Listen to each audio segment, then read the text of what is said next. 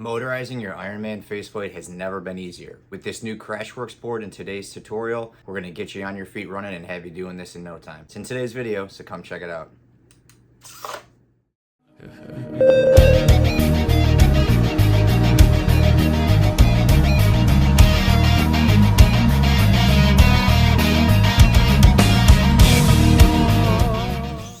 Alright, what's up everyone? Back at it again. It is DW Darkwing Dad. Let me get this off my head here real quick. Alright, so today's video is going to cover the highly anticipated crashworks tutorial that I've been talking about. This is going to be the video that's going to get you up and running, get you motorizing that faceplate. It's got a ton of information. We're going to cover everything. Board specs, hinge work, battery, LEDI, troubleshooting, everything that you need to know to get your faceplate opening and closing. Probably the coolest thing about this tutorial is I am doing a never before done helmet. It is the Mark 80 from Johan Designs. What's really interesting about this is this tutorial, it's not only going to show you how to motorize your helmet, but it's also going to show you that you can really motorize any helmet. You don't have to do the traditional Mark 7, Mark 47, Mark 85, which everybody does. This tutorial is going to give you some insight on how you can use some custom pieces, universal hinges, things like that to really motorize anything. Mark 14 or the Mark Bones or maybe the Igor helmet, something that really hasn't been done. This tutorial is going to show you. A lot of good information. I do a lot of talking in the video. I don't want to do any more. So let's get right into the tutorial first by looking at the new Crashworks Alisha mini board. Show you the simplicity and how small this new board is compared to the old Alisha board. So this is the old Mark II Alisha board, and this is the new Alisha Mini, and look at the size difference here. All of the same features here. They've just simplified it and combined some things. We will go through the entire install and I'll show you how to do that. Use these boards in the past. They are great. They are a little bit trickier to put in helmets. This is going to be very, very simple. I'll show you guys how easy it is to install this, to conceal it, everything. So the new versus the old. Now I'll show you all the components you need to start motorizing your Ironman faceplate. As stated, we are going to be using the Mark 80. This is a Johan design. If you're into Ironman, you probably know who Johan is, and he makes some pretty awesome stuff. So great thing about this helmet is the hinges that we're using are going to be different hinges, different spacers. So this tutorial here is going to kind of show you how to really motorize any faceplate, not just the traditional ones that are always used. So now that I showed you the model, what we have to do is start printing all of the servo mounts, the supports, the helper arms, all those things. So go ahead and jump on your computer, go on Thingiverse, and you're going to want to type in Crashworks into the search bar. Now it's going to bring up a couple different options. There's going to be one for the Mark 85, there's one for the Mark 7, there's one for the Mark 46. If you're doing, a Mark 85, a Mark 46, obviously you're going to want to select that one. Obviously this is a Mark 80, so I'll kind of show you that. I ended up printing a couple different parts for it, but traditionally off of these subcategories here, there's usually around 15 to 16 parts that you will need to print. So go ahead and download all of those, load those in your slicer, go ahead and get those printed, and then we're going to start getting everything rolling here. And here's just a quick look at all the parts that you're going to need printed. Again, the servo bracket, you've got the faceplate bracket, you have several different arms. You're only going to need 4. However, I printed multiples because I'm not sure which ones are going to work. The servo arms connect to the servos. The helper arms kind of go on the side and help the faceplate go up, along with the spacers and things that you're going to need to properly space it out to get the hinge moving up and down. So once you get all these printed and everything, what we're going to do here is start busting out the servos, getting everything mounted, and kind of showing you how this whole process works of getting everything installed on the helmet. Some parts you'll need that you can't 3D print. Some M3 screws are the required screw size. Get some of those. Some wire snips and some heat shrink for wire management. Help keep everything nice and clean. Some helmet padding. That is going to help conceal the board, also along with the battery pack for comfort. Your battery pack, USB power bank, couple different sizes. We'll talk more about that at the end. The MG90 servos, the metal servos. You definitely need those. Those are the workhorse. Some hot glue. That's going to help give us a temporary mount for placement with the servo mount and the spacers, things like that. Definitely need some hot glue in this project. So now that we got everything lined up, let's get to work. This is the wiring kit that comes with the board. This is going to be all your options that you need for your lights, your power, everything. Is get the servos, so we're going to need 2. I am using the MG90s. Use the metal servos. They make other ones where the gears are plastic. They will wear out, they will break down eventually, so we want the metal gears here. Mount kit here is there's really no way you can put these servos in the wrong way. Big thing I will mention when you are printing this stuff, you want to print with, I recommend an infill of about 25%. You don't want these very weak. You get down to printing these things around, 8% or something like that. It's just, they're going to be flimsy and they're going to give you issues. So run these through this channel, a cover that you print that slides through here to kind of conceal the wires. Run them back where they should. That kind of keeps those in place. I'm just going to put some glue on these real quick to hold them in place. The thing that we want to do is actually start putting some of the hinges on. A bit of trial and error at first because I'm not sure which way these servos are going, and obviously we want them going in the same direction. Comes with these little arm attachment pieces here. Keep all the screws, don't get rid of those or anything. Fortunately, the single pieces here, which are already cut, will not fit on this helper arm. See how it just doesn't sit flush? What you'll have to do is take the two winged piece here. You can see that fits right in there. You just have to trim this top piece off. So once you get that cut, it should look something like that, and the deeper end will go into the arm. You can see the geared part here is going to go towards this servo. But the problem is this screw right here will go through, but it doesn't anchor down this back piece here. So what they want you to do is, this is part of the pieces that you print. This goes on top, and then this screw goes down there, but what I've seen is this is barely catching the threads on this. So I worry that over time it could strip that screw out. These, however, I've modified the version to basically just be a little bit more bulletproof, I guess you could say. I take this and I flip this around. Instead of there being an opening here, this is completely flush. And then take one of the screws that they gave me, and I'm going to put this screw through, and then I'm going to PLA weld all this at the end. So we can see when we put that on, just make sure the screw isn't hitting anything, which it's not there. Let me just take that other screw.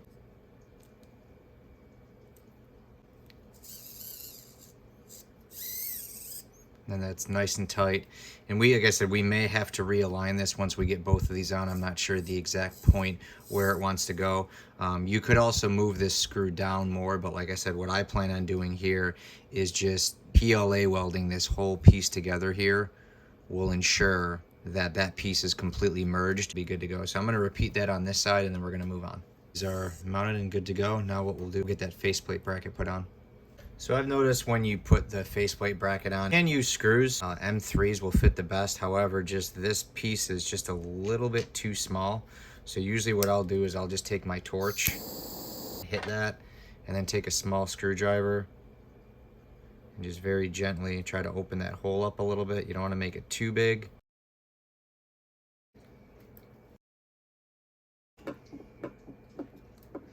You don't want these super tight, but you do want them a little bit firm. So once we actually get this mounted to the faceplate, we'll tighten this accordingly. You can see all these here are nice in place. Start to measure and get this mounted on the helmet. The first thing you want to do is actually get your hinges in the position they're going to rest and activate at to properly mount the servo mount to the dome of the helmet. Crashworks little bag here. You've got a bunch of wires. All we're doing here is you are going to take your two servo wires here, servo 1 and servo 2, and you're going to plug them into where it says servo 1 and servo 2. And with a USB power bank and the USB cable that comes with it, you're going to plug the large USB end into your power bank, and then the mini end is going to go into this slot right here at the bottom. The little blue harness, and that's your input. That is what's going to go to your switch, and that's how we're going to temporarily control the servos, basically to mimic them opening and closing. So right now it's in the closed position. We tap these wires together and it flips it up. Time being, we don't really need to have the board plugged in anymore. What we can now do with it in the open position is see how well lined up we have it, which is pretty close, but more importantly, we want to put it in the dome of the mask and see how much clearance we have. So normally if you were doing a Mark 46, 47, or a Mark 85, you would use, one of these spacer tools. However, these don't really serve any justice in this particular build. What I'm gonna do here is just try to get this as level as possible as I can. And probably right about there. We don't want to go back too far. Right there be good, because we want some of this to be hidden. It shouldn't hit these. These may need to be adjusted just a little bit. Now what I'm going to do is temporarily hot glue and just kind of glue this in place and see the motorization of the faceplate opening and closing.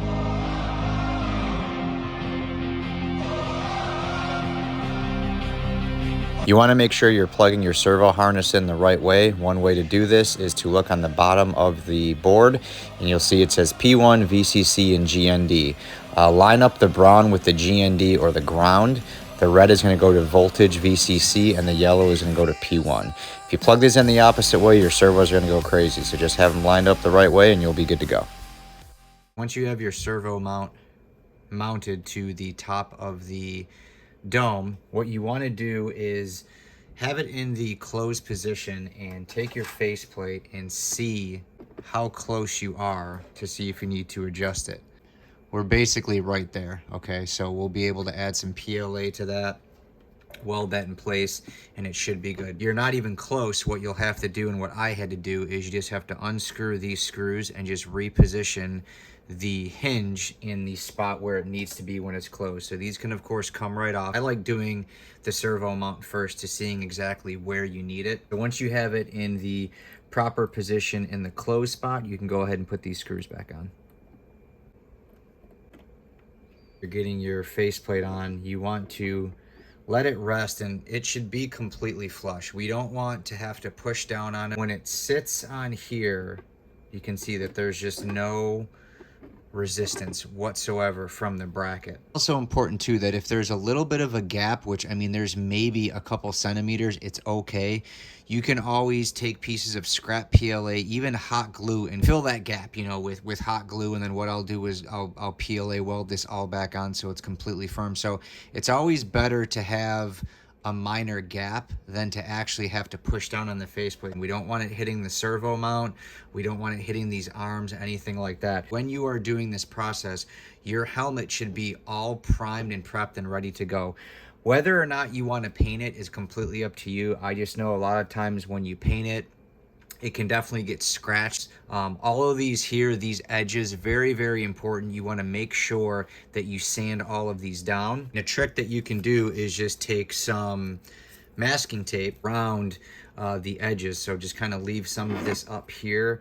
And if you want to place some tape on here, index cards work as well. But what we want to do is we want to make sure that we're leaving enough space so that way when we do paint it, a millimeter or two can cause this to snag. That you can do the masking tape trick thing. Don't go through all of this work with your helmet raw printed. The putty, the primers, the paints, they're all going to build up. So we're in a pretty good spot here with this faceplate bracket. So what I'm going to do, hot glue it in place and then come and see how the motorization works. Went ahead and just put some beads of glue in there and touch these wires and see if it opens up and how the fitment looks. So you can see it opens right up, stabilizer bars, so it is probably going to go a little wonky. Yeah, as you see how it started it started to go a little bit off, but really what we're looking at here is we just want to see how well it opens up. It typically will open okay on the way up. On the way down, gravity's going to take over, and that's where we really need those helper arms. But so far I'm not seeing any sort of restriction. It opened up very easy. Seems to go up very smooth. So our pieces for our helper arms and our helper arm mounts and spacers and get those set up. So if you are building one of the helmets that Crashwork makes the prefab hinge kits for, they also design these cool little helper tools which actually pinpoint the exact location to where things like the helper arm spacers, the servo mounts, things like that all go in the helmet. They pretty much get it to almost an exact location dead on. So I think that's a big reason why a lot of people build the Mark 47, 85, and 7 is because these tools just get it to, you know, within centimeters of exactly where it should be. So there really isn't as much trial and error. The good thing about this tutorial is to kind of open your eyes and show you to think outside of the box, and you can really motorize any helmet. But if you're looking for something a little bit simpler, if it's your first helmet, go ahead and print these full kits along with these helper tools and you'll be good to go. For now, let's get back to our helmet. Helmet's open here. This is really the best place to see where we can place these spacer arms to where they will support the faceplate and not get in the way. So I'm looking somewhere around here like this is going to work the best. We've got plenty of room right here. This is kind of where the trial and error comes in. You really kind of have to put these in a certain location and just see if you can get them to line up. Doing this one the hard way, I wanted to show you guys that there are multiple different helmets you can do it for. You don't just have to build a Mark 7, a Mark 47, or a Mark 85. They're, in my opinion, the most overly done of the Ironmans you can do. Think outside the box with a little bit of ingenuity and a little bit of practice. You know, you can pretty much motorize any helmet that you want. Take this, and what they want you to do is put this flat up against the wall, and this helper arm here kind of goes as it closes and against. That's why there's a slant to it. So as it opens, it kind of goes up, and as it closes, it kind of supports down with that angle. There's no way that we can just mount these supports, you know, straight on here, because it's so far sunken in. So that's the reason for these being here, is these will bring it out to where it's mostly flush. First thing we want to do is take our helper arms and then take our helper arm spacers and some M3 screws and get those all mounted together. All right, so these are pretty much what your helper arms should look like.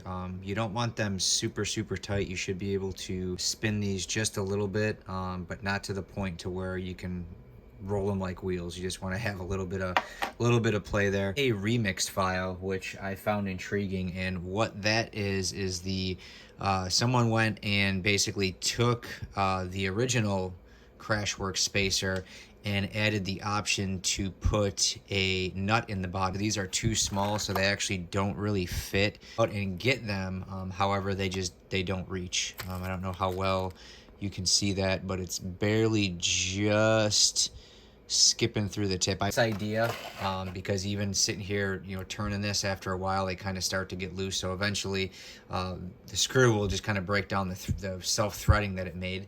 It'll just get really loose and probably inevitably fall off. For the time being, though, I'm just going to hot glue these in place. So it'll be a little bit difficult with the way this faceplate is, how it's a little bit thin right here. The only thing I can really do is open and close this faceplate and kind of see the best place for it. So I'm going to go ahead and close this faceplate and then kind of get a visual and see where we're going to go. Hot glue these in place and see if I can't get this to work.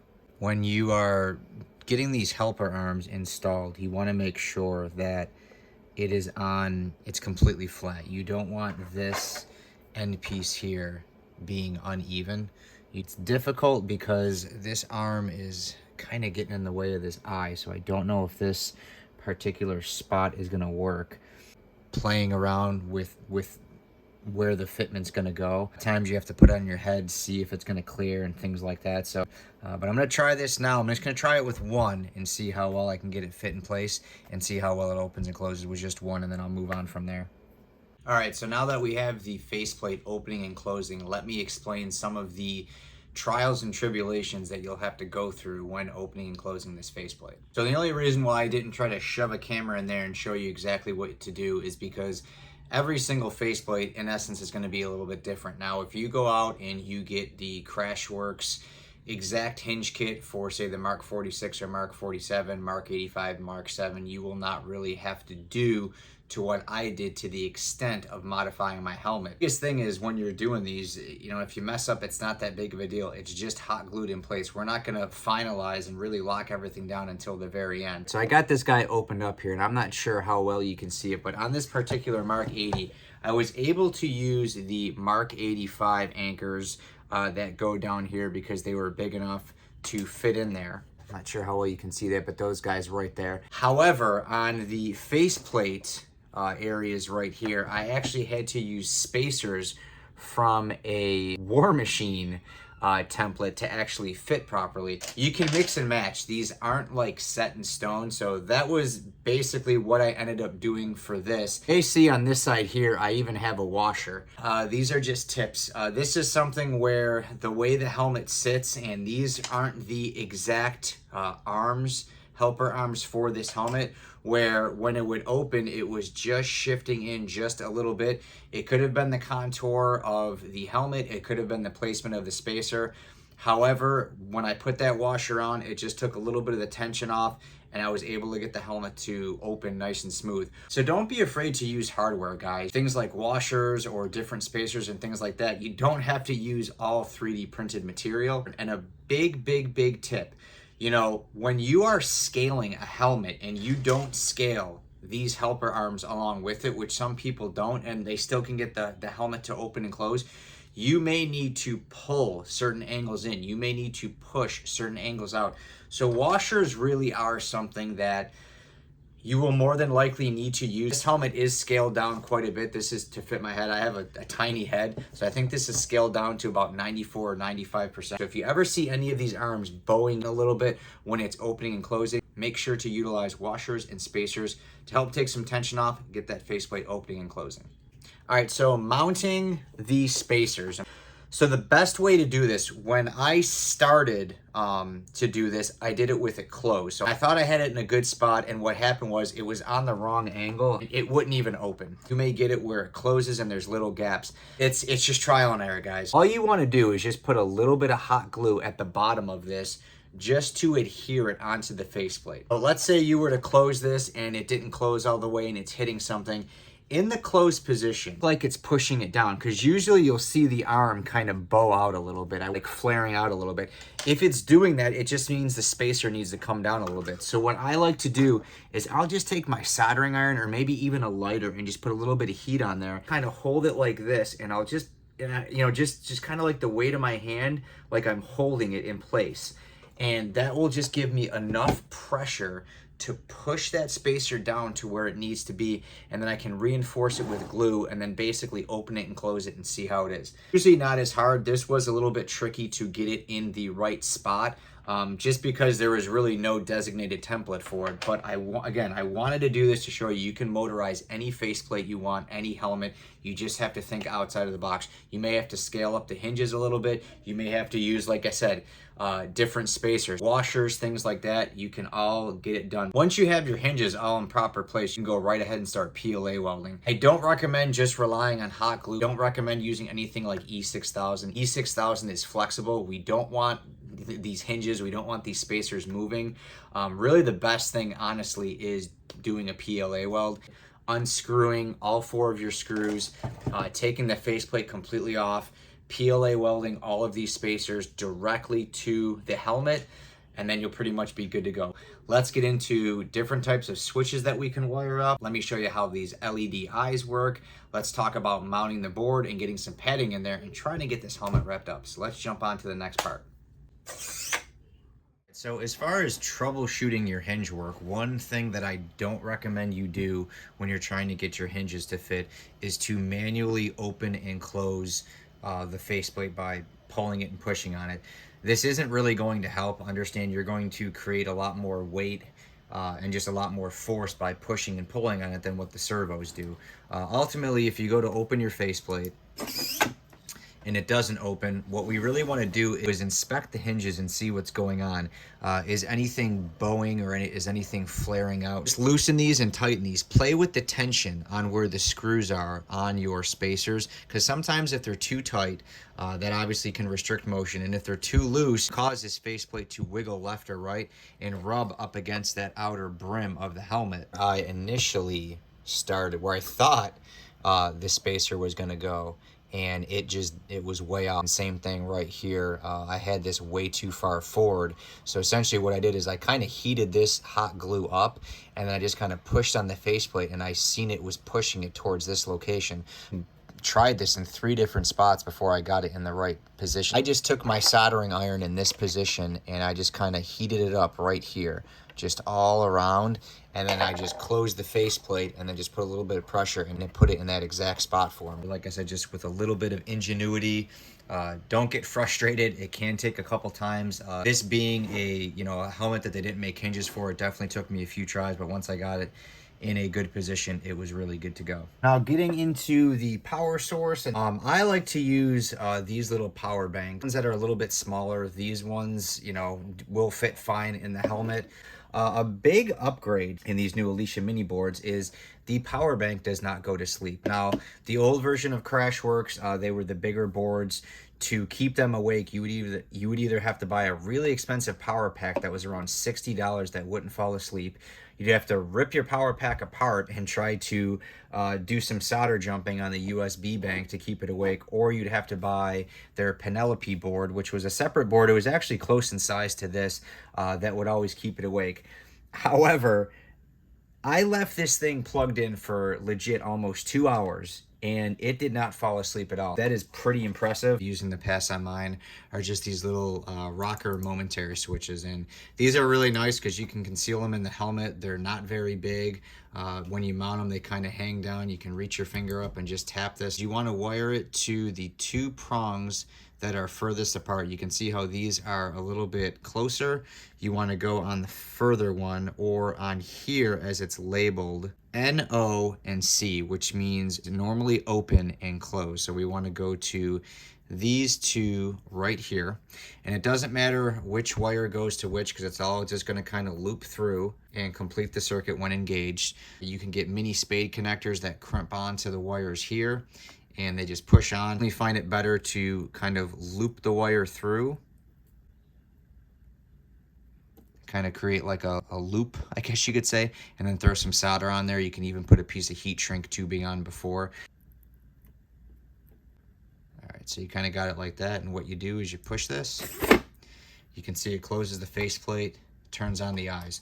So this is very easy onto the installation of the eyes. Now it's very, very simple with this board. This board does everything for you. Use the very common LED eyes here. They come with the battery pack that holds the 2 AAA batteries, but we really don't need any of that. All we need are just these 2 LED eye strips. In your crashworks kit, you have 2 harnesses that look like this. Plug into the back side of the board here. So on the board here, you will see it says right LED and left LED. Just gonna wire up these 2 plugs. One is going to plug into right LED, one is going to plug into left LED. Do that real quick and show you and give you a demonstration of how the eyes work and some of the additional features.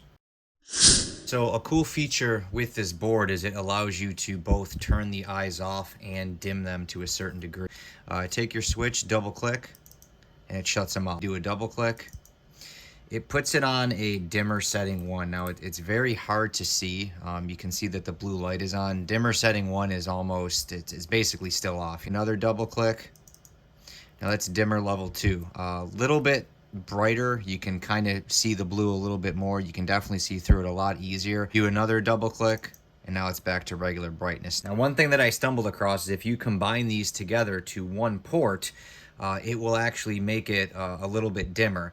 The dimmer feature is almost inapt at that point though, because it dims this whole light. So you really can't tell a difference when you're dimming it. But what I'll do here real quick is I will combine these wires and actually show you how it dims here. If you want to do this, all you're going to do is combine all the black wires together and just combine all the red wires together and plug them into a single port. Watch how this dims. See how it dimmed there? So it's a lot dimmer. So if you wanted to just leave it at that brightness, might be a little bit easier to see out of. However, if you go to use that dimmer feature, double click, I mean, you can barely even tell that that thing's on. Dimmer level 2, same thing. I mean, you can barely even see that it's on. It's designed and made to have each of these LEDs plug into their own port and to utilize that dimming feature a little bit better. So would I say do this? Probably not, because that's not how the board is designed. However, if you feel more comfortable and you think it's aesthetically it looks better to have it at this dimmer one set level, then hey, great, you can do that, wire it off one port. If not, like I said, the kit comes with each of these plugs. Wire these plugs up to each LED, boom, you're good to go. Good, like I said, when you open your faceplate, the LEDs will shut off. When you close it, they will kick back on. When you're mounting these, this side is actually the side where you can see the light. It's actually dimmer and less bright on this side. I'm not sure how well you can tell, if at all, from here. The quote-unquote dimmer side, the less bright side. This is the less bright side. And then this side, oh, you can definitely tell. Okay, it's just brighter on the opposite side. What I like to do is just take a piece of electrical tape and just cover this so it's not blinding your pupil. Another way you can wire this unit up, if you didn't want to use a push button switch here, what's called a magnetic reed switch. Install is very easy, and this is nice because it's activated with a magnet, and you can hide that magnet in, you know, if you're building a whole suit, you can hide it in your glove, you can put it down in your thigh, and essentially, you know, it can be more inconspicuous. So if your hand passes by, maybe your ear, open and close the helmet. Easy to install. It goes in line with the two wires set in there. You can see it's ran in line, and then once it's wired up, all you do is take a magnet, and you can see how the magnet activates, opens and closes the faceplate. Maybe a little bit trickier though with the magnet to get it just right to turn the lights off, but I would think the magnet, it seems to be a little bit harder to kind of pinpoint that way to get the lights to shut off. All we're doing here is opening and closing the faceplate. A lot easier with the Momentary switch because it's just a quick 2 clicks. With this, it just seems a little bit more difficult to be very accurate. Different strokes for different folks, but wanted to show you that. The magnetic reed switch, turning it on and off, opening and closing it with a magnet, or just your simple Momentary switch where you click it and it opens and closes. Before we get the eyes installed, let's just get this board mounted. Pretty straightforward, pretty easy. I like putting the board right behind the servo bracket because we don't want the wires for the LED eyes going too far. So just a little bit of hot glue, dab it on there, hold it in place for about 15-20 seconds, and then you're good to go. You are going to have some excess wires from the servos, which we are going to trim up and clean later. But now that that's all dried and ready to go, let's get these LED eyes in. So I like using the acrylic LED eyes, not the bendable ones. The reason for that is just because once they're molded, they hold that form, so they're not constantly trying to go straight. So once you cut them off and get them ready to install, you want to just take a small battery, and remember how I mentioned about one side is brighter than the other. We just want to verify which side of the LED eye is dimmer than the other, and we want the dimmer side facing your eyes, which I said is the blue LED, or whatever color LED is going to be facing your eyes. So just find the right location for that, and then you can start warming up your LEDs. Now remember that channel that we ran the servo wires through? We're going to run the LED eyes through there as well. So if you did happen to wire up that harness, just take it off, and we're going to run it through that channel just to keep everything nice and clean. It'll slide right through, and then that way you'll be able to plug it into the board. Again, this is some wire management. It'll keep everything nice and concealed, a little bit easier to put it on your head. If you're using the acrylic ones, you're going to have to heat them up and mold them. I don't recommend using a heat gun.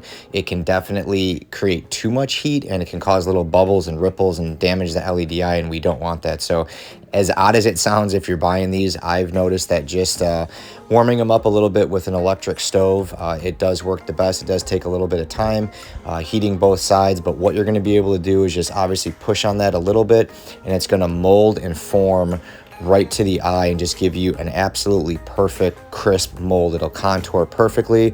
You got to warm it up and push it a couple times, but this is basically what you want to look for. You want to flip the mask over and just kind of make sure that there's no gaps, that it's just completely flush and seamless. Again, some people do like the bendable ones. I like the acrylic ones because I order them in bulk and they're a lot cheaper. So the 5 to 10 minutes that I spend getting these molded, I find justice in that and saving some money. So once you get one eye done, just basically repeat that process with the other eye, heat it up, get it molded, get it in place, and then we'll get ready to put some hot glue and get these guys mounted and wired.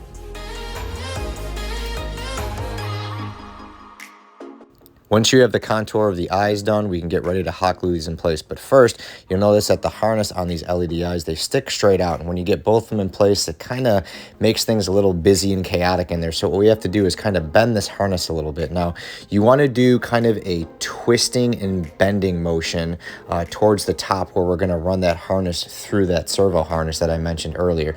We don't want to do just a straight 90-degree bend because you'll end up pulling the diode out of the harness. You want to kind of twist it and bend it together, almost on like an angle. So once you get that kind of bended in that motion that I showed you there, you can double check your fitment, make sure your LED eyes still work, you didn't damage anything doing that bend. Again, it's a slow, just a very delicate process, but double check your fitment. Once everything looks good and you verified everything's working, you go ahead and get some hot glue in there, a couple dabs of hot glue, get them mounted in, start running those wires through the servo harness. We'll get everything wired up and test it out.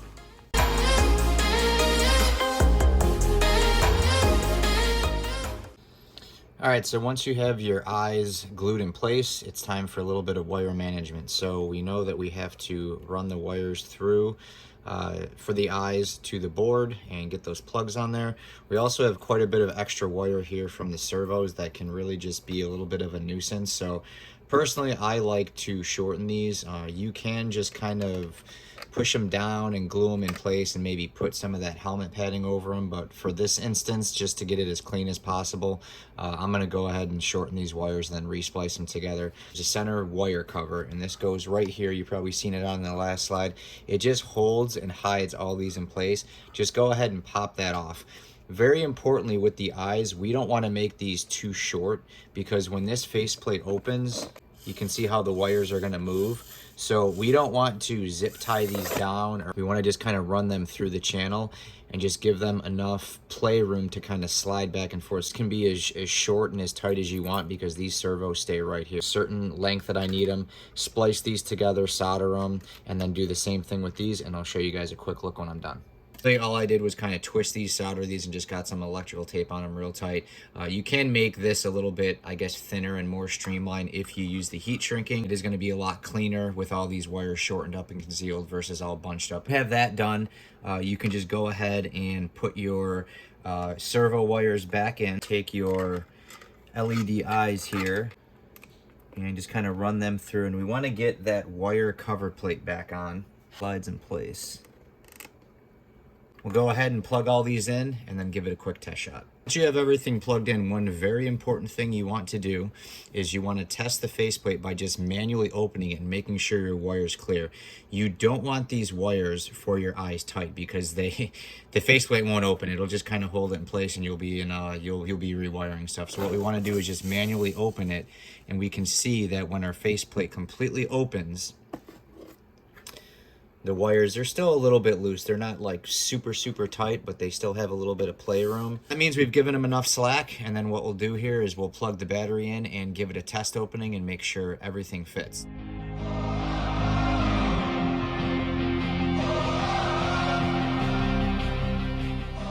Went ahead and just kind of taped down the wire that goes to the momentary switch here. You want to conceal your battery pack inside your helmet. If you're doing just a helmet, smaller USB cable, so I got this little 3-pack here. Now, the only thing I have not done in here is added the padding, which I kind of showed you earlier. Depending on, you know, the way you've scaled this helmet will depend on where you put the battery. You want to hardwire your battery instead of using the mini USB. It is one thing that they kind of recommend. Really take any USB that you want. You're going to go ahead and cut the end off. You're going to see that you have 4 wires, but you will only need 2 of them. Need the green and the white. All you're going to need is the red and the black for positive and negative. Strip the coping off here. I'm going to use one of the auxiliary power port plugs, and this is going to plug into the board. We're just going to twist these wires together. Now I am going to solder these and tape these off. We've got the USB cable all hardwired, and same rule of thumb here, except now we are going to plug it into the red port. You may have to unplug your switch plug. We're going to go into that red plug right there, USB cable, and it's going to plug back into the bank here. Does that little jump there, don't freak out. That's basically just the system being woken up. It's going to do that every time you unplug the battery and plug it back in, or cycle the battery down and turn it back down. Here, it's still open. And it does. It just depends on the size of your head or where you want to do it. They do make these USBs that are right angle, which probably actually would have been better. Because you want to remove this battery, you don't want to just hot glue it in place. Eventually the battery is going to die and you're going to have to recharge it. So I recommend doing some sort of Velcro or something like that. Place to mount this now and get this mounted and give you guys some final shots and my final thoughts on this whole helmet build.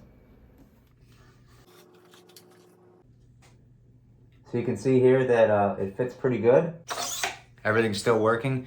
The battery is pushing down on the helmet a little bit, but with some padding, you can kind of see how the helmet slides down right here. A little bit of padding up top and a little bit of padding in the chin would keep this pretty much in perfect shape. You want these helmets to be snug, that way if you're moving around or whatever, it's not jumbling all over the place. So just a little bit of padding help just keep the helmet more like this. In this place here, this is really where we want it. That battery is just making it get pushed down a little bit. So once I get some padding in this thing, it should fit absolutely awesome. As far as fitment and functionality goes, pretty good. We can see here that everything is still closing. I can see out. The dimming is still working there just fine. So absolutely no issues with that. So once we get some padding in this thing, it's good to go. Adding a battery into the helmet is maybe just scale your helmet a little bit bigger or do some measurements so it's exact. Again, this helmet was just printed to scale my head very snug. So it's definitely a little bit snugger with that battery in there, but it still does work very good. Try to find the smallest battery possible. It really will help. You obviously don't want like a huge power bank. Smallest battery possible for you and you should have great success. We kind of went through the whole process of building this helmet and getting everything going. Let me give you my final thoughts and wrap this video up. Well, that's it. I tried to keep it as short as possible. I know there's a lot of information. There's a lot of things that I covered, different options that you have, but hopefully this tutorial is the one and done that you need to do to get you going, get that faceplate opening and closing. Just wanted to show you guys all those options. Like I said, different strokes for different folks, but ultimately you follow this tutorial, you should be right on your feet, getting that helmet flipping up, taking your cosplay to the next level, hopefully impressing some people at your next con event. If you like this video and found it helpful, please go ahead and give me a thumbs up. Of course, drop me a comment. If you have questions on anything, of course, go ahead and drop me a comment. I will do my best to answer you in a timely manner. And like I said, if you have some input that may help other builders, go ahead and drop a comment and let us know. Big shout out to Crashworks. I will make sure to leave links in the description to this board, links to all the products, everything that you need. This new board is just so small, it's so easy. These boards in general, even the old school monster ones, they made everything so easy. These boards are designed to work with these servos. So, you know, the old school way of doing it, of hardwiring it, you know, you're gonna fly through batteries, you're gonna burn out servos. You don't have to worry about any of that with this board. Everything is made to spec. They engineered these boards literally for Iron Man builders. Definitely recommend it. Like I said, all the links for everything will be in the description. Go ahead and grab those and make sure to give Crashworks a shout out on their Instagram, on their Facebook. If you know Mike, give him the props he deserves because this thing is absolutely awesome. Will make your life way easier. So if you're looking to get that faceplate open and close, and make sure to pick up that Crashworks board. If you like all things 3D printing, cosplay, DIY, all the cool things that we're doing on this channel, go ahead and smash that subscribe button. If you are a current subscriber to the channel, thank you guys so much. As the channel continues to grow, I'm going to be pumping out more and more content, some new things that you haven't seen, maybe touching back on some old things, kind of reinventing things, trying to show you better ways and techniques to take your cosplay and 3D prints to the next level. Well, that's pretty much it for this video, guys. I want to thank each and every one of my subscribers and viewers for watching this video. Hopefully you found it helpful. Drop me a thumbs up and a comment and let me know. Got a lot more cool builds on the way. Got that Thanos bucket. I got some Stranger Things coming, and I got a one-of-a-kind Thor hammer. It's going to be on display for the Do 3D contest. I should have that video out shortly. So make sure to come back and see what other goodies I got cooking up in the DW kitchen. But for now, DW out. Later. I was stopping nothing, 'cause I was made to rise above it.